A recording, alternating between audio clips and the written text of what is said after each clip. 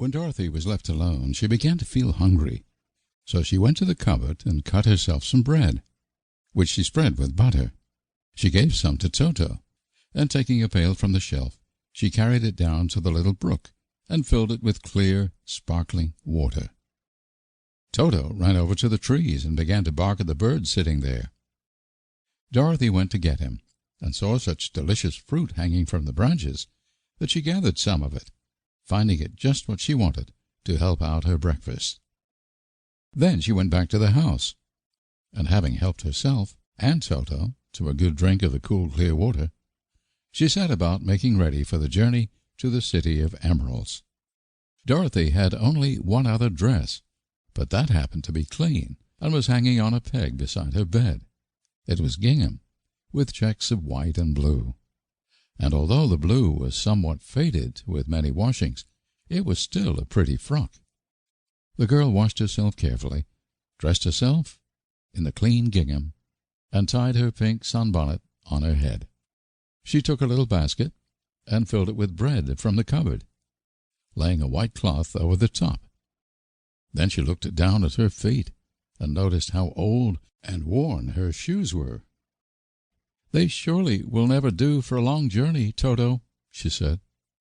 And Toto looked up into her face with his little black eyes and wagged his tail to show he knew what she meant. At that moment Dorothy saw lying on the table the silver shoes that had belonged to the Witch of the East. "I wonder if they will fit me," she said to Toto.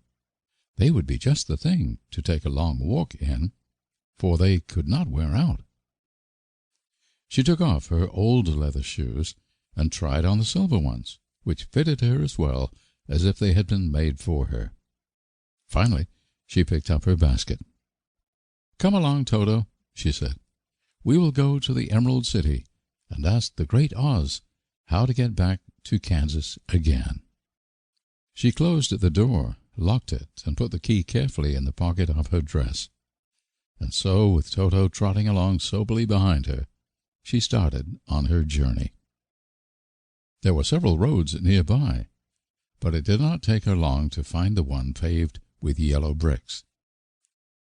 Within a short time she was walking briskly toward the Emerald City, her silver shoes tinkling merrily on the hard yellow road bed. The sun shone brightly, and the birds sang sweetly, and Dorothy did not feel nearly so bad as you might think a little girl would, who had been suddenly whisked away from her own country and set down in the midst of a strange land. She was surprised as she walked along to see how pretty the country was about her. There were neat fences at the sides of the road, painted a dainty blue color, and beyond them were fields of grain and vegetables in abundance. Evidently the Munchkins were good farmers and able to raise large crops. Once in a while she would pass a house, and the people came out to look at her and bow low as she went by. For everyone knew she had been the means of destroying the wicked witch and setting them free from bondage. The houses of the Munchkins were odd-looking dwellings, for each was round, with a big dome for a roof. All were painted blue, for in this country of the East blue was the favorite color. Toward evening, when Dorothy was tired with her long walk and began to wonder where she should pass the night, she came to a house rather larger than the rest. On the green lawn before it, many men and women were dancing. 5 little fiddlers played as loudly as possible, and the people were laughing and singing, while a big table nearby was loaded with delicious fruits and nuts, pies and cakes, and many other good things to eat.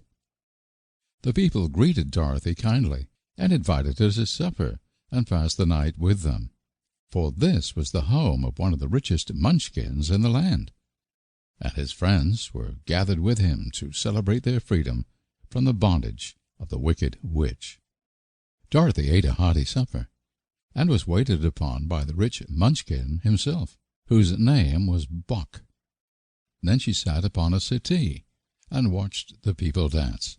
When Bock saw her silver shoes, he said, to keep listening to this audiobook. I've left you a link in the description so you can do it at no cost thanks to Audible's 30-day free trial.